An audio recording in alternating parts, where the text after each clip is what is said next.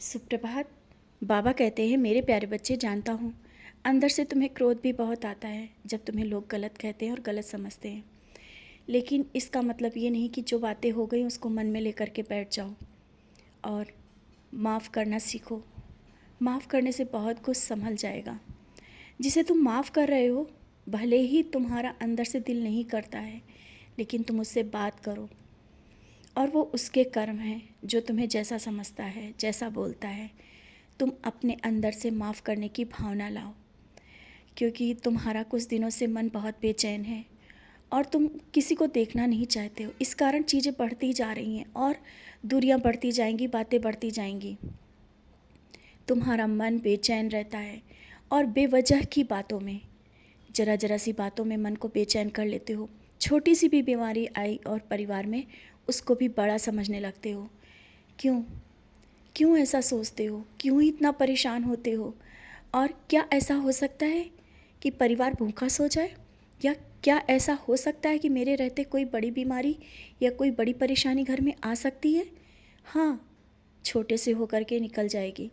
फिर भी इतनी चिंताएं, इतनी परेशानी, और अपने शरीर को भी बीमारी का घर बनाते जा रहे हो इस चिंता के कारण। दवाएं बहुत खा रहे हो, बहुत दवा खा रहे हो। ऊदी का सेवन क्यों नहीं करते हो? साथ में ऊदी का सेवन करो। मन को शांत रखोगे, खुश रहोगे, अच्छा सोचोगे, दवाएं भी बंद हो जाएंगी और जिसके लिए तुम प्रार्थना कर रहे हो वो भी सब सही होगा।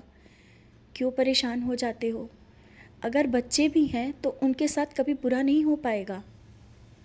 तुम्हें लग रहा है कि गलत रास्ते पे जा रहे हैं, कभी भी कोई बच्चा तुम्हारा गलत रास्ते पे नहीं जा सकता है। जाएगा तो फिर वापस तुम्हारे पास ही आएगा। मैं बैठा हूँ, तुम मुझे संरक्षक कहती हो, बड़ा कहती हो, और फिर भी परेशान होते हो। क्यों? बच्चे, मैं हर तरह से तुम्हारी रक्षा कर रहा हूँ, घर, परिवार, बाहर और रिश्ते। आर्थिक रूप से जो परेशानियाँ चल रही हैं ना, उन परेशानियों को मैं दूर कर दूँगा, लेकिन तुम्हें सबूरी रखनी होगी। किसी को देख करके तुम ये सोचते हो कि इसकी परेशानी दूर हो गई, मेरी क्यों नहीं दूर हो गई? पूजा में कमी है, भक्ति में कमी है, यही सब विचार आ रहा है ना? नहीं, ना ही कोई पूजा में कमी है, ना ही कोई भक्ति में कमी है। तुम्हारा विश्वास डगमगा रहा है।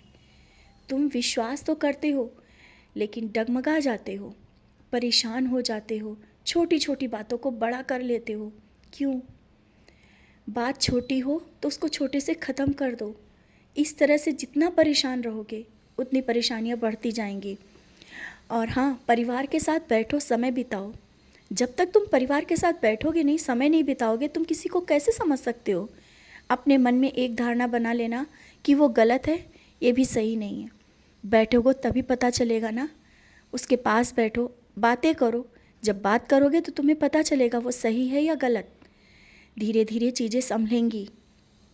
तुमने अपने मन में सोच लिया है कि वो तुम्हारे साथ गलत कर रहा है और गलत है। अगर गलत कर भी रहा है तो तुम्हें समय देना है उन चीज़ों को सही करने के लिए, माफ़ करने के लिए, आगे बढ़ के रिश्तों को सही करने के लिए। तभी सब चीज़ें सही होंगी। आज मैं तुम्हारी उन उलझनों को मैं दूर करना चाहता हूँ, जो उलझनें तुम्हें रात भर सोने नहीं देती, परेशान करती हैं। ना ही तुम अकेले हो, ना ही तुम अकेले थे। मैं हर पल परछाई बन के तुम्हारे साथ हूँ। आज जो परीक्षा की घड़ी है उस पल भी मैं तुम्हारे साथ हूँ। घबराया मत करो, धीरे धीरे सब सही होगा और कोई भी चिंता और कोई भी परेशानी बड़ी तुम्हारे पास आ ही नहीं सकती है। सब कुछ सही हो जाएगा और तुम भी आगे बढ़ो चीज़ों को सही करने के लिए। मैं तुम्हें सक्षम बना रहा हूँ और भी आगे बहुत कुछ तुम्हें करना है। घर हो या परिवार, जिम्मेदारियाँ हैं तुम्हारे पास। उन जिम्मेदारियों से कभी बाहर मत भागना। जिम्मेदारियों को लेकर चलना चाहते हो, लेकिन कभी कभी तुम उनसे मुख मोड़ने लगते हो, दूर भागने लगते हो, क्योंकि परेशान हो जाते हो ना। बच्चे, तुम में वो सामर्थ्य है कि सब कुछ तुम कर सकते हो। और एक दिन तुम देख लेना, इन सब बातों को याद करोगे कि कैसे वो दिन गए और सब पूरा परिवार हंसता खेलता हुआ तुम्हें दिखेगा। सब कुछ सही हो जाएगा। अपनी सोच को अच्छा रखा करो, सकारात्मक रखा करो, सब चीज़ें सही होंगी। और मैं तुम्हारे घर में साक्षात रूप से विराजमान हूँ।